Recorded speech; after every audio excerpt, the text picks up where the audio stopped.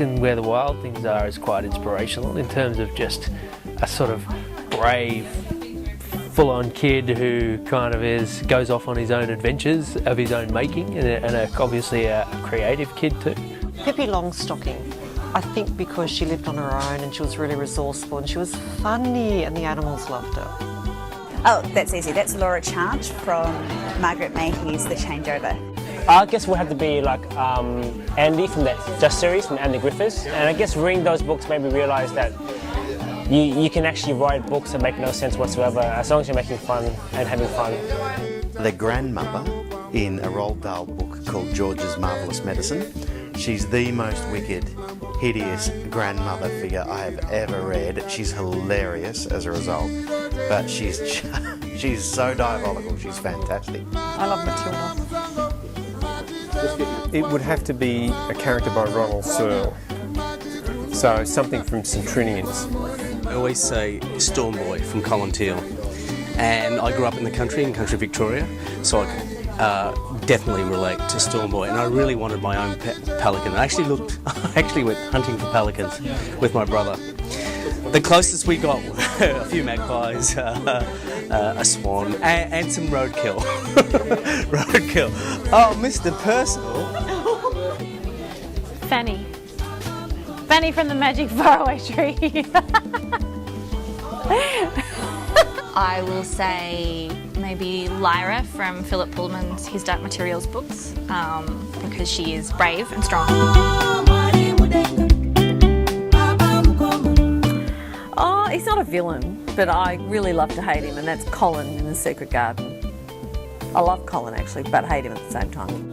Probably the White Witch in the Narnia books. I was absolutely terrified of her, and I hated Turkish Delight for years.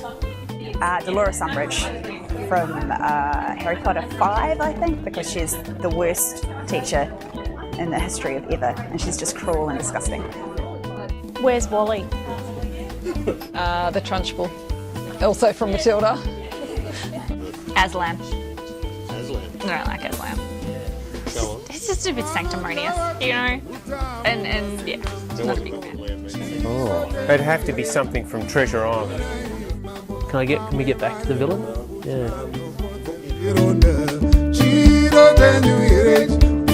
The Silver Sword, which I read when I was a kid, and I've never seen it, but I think it'd make a fantastic kids' film. Oh, tricky. I just see there was a book by Frank Cottrell Boyce, an English author, and maybe they are making it into a film, but it was called Framed, and it was set in Wales.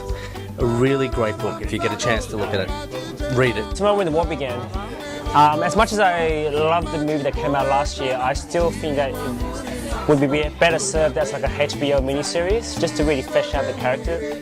I would love to see Marcus Zusak's Fighting Reuben Wolf made into a film. I'd love to make it myself. I just think it'd be a fantastic film, good, low budget boxing movie. I really like David Cornish's Monster Blood Tattoo. That would make an excellent movie. Tricky. I would like to see a proper, big budget Hollywood treatment of Swallows and Amazons. Can I tell you one that I think should be a play? Okay, The Rehearsal by Eleanor Catton, which is not exactly a kid's book, although large chunks of it are set in a drama school and a kids' school. And it's wonderful, and it uses all these theatrical techniques, but it's in novel form, and I just think it would be really amazing if it were a play. Oh, I know exactly what, the Northern Lights trilogy. I think it could have been done much better. I thought it was good, but I thought it could have been done better. I don't like how they ended it, because they needed to take it right to the end, but because it was sad, they ended it happy, and as a consequence now we're not going to get any more because it didn't make enough money. Once uses food really nicely. You know, I think it opens on a food scene in the orphanage, and then throughout the story he's dreaming of sort of cream buns and chocolate eclairs, and it sort of evokes that old Famous Five type dreaming of food, you know, lashings and lashings. There's a couple, but the one that really sticks in my mind, and again, you know, children's book, is there's in Voyage of the Dawn Treader, so I'm going back to C.S. Lewis, there's that wonderful scene near the end of the world where the guy's fallen asleep at the table, or the people, and their beards have grown entangled around the food, and it's replaced in the harpies, and oh, look, it's just brilliant, and it's quite daunting, and I think it's really evocative, the rotting food. It's like Charles Dickens with Miss Havisham and the Wedding Cake. That's another one, actually, that'd be my other one. Miss Havisham and the Wedding Cake and Great Expectations. Harry Potter does great food. Dumpling Days by Grace Lin, which is about a girl who goes to Taiwan, and she's Taiwanese American, and she wants to basically connect with her heritage by eating all the different kinds of dumpling possible. Oh wow, what did you say? I love Asterix, and the meal that is in fact wild boar. Roasted wild boar cooked on an open flame. That always sounded pretty good to me. Oh, the famous five. In fact, I'm embarrassed to say that my friends and I actually used to desperately try and have these kinds of picnics with buns. I think the best we could come up with was bread rolls, or occasionally finger buns with pink icing. And I think it was all about ginger beer and lemonade, and was it cucumber sandwiches? It's from The Lion, the Witch and the Wardrobe, and it's the fact that the White Witch, who is trying to entice Edmund into her sleigh, and she's trying to make him feel comforted and warm. What better choice than hot chocolate and Turkish delight, because it's so seductive as well. It's a real indulgence. My head? Yeah, I'm 13 in my head, I reckon. I mean, I'm 40 at the same time. First thing that came to mind, 18. I'm about 17. Yeah, sometimes 21, looking back at 17 and go, no, bad choice.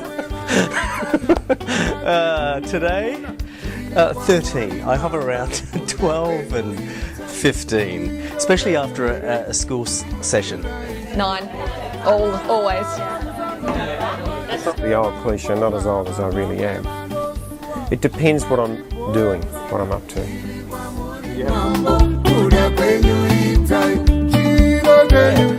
I don't think I fell in love with girls in books. I think I maybe fell in love with girls in movies, but not so much books.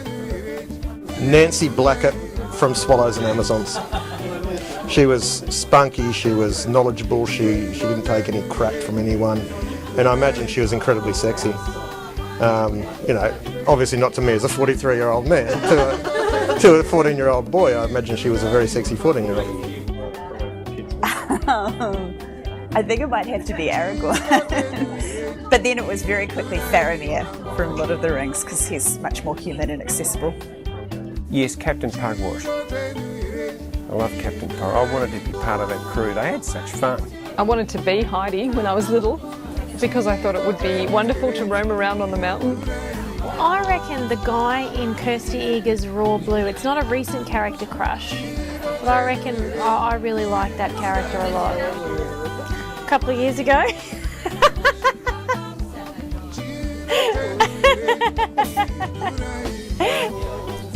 Gee, you ask some hard questions.